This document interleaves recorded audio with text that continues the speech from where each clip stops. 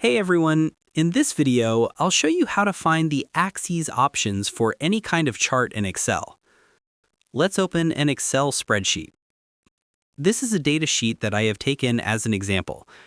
As you can see, we have a scatter chart on our data, not a bar chart. Suppose we need to edit the axes for this chart. To do this, double-click on the chart. This will open the menu on the right side of the screen.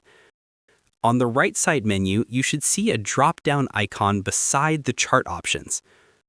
Click on the drop-down.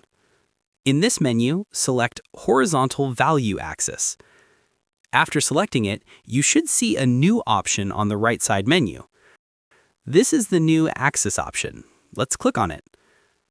On this menu, expand the Axis Options tab. Here, you will have the settings related to adjusting the axes. If I increase the maximum value for the axis, you can see that the chart adjusts according to my command.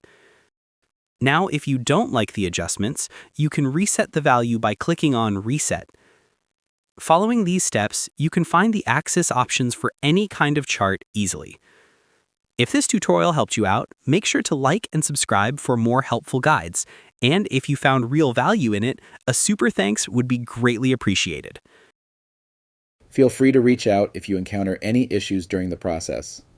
If this video helps you out, please leave a like and subscribe. Comment below if you have any questions. If you need further assistance, consider hiring a professional using the link in this video below.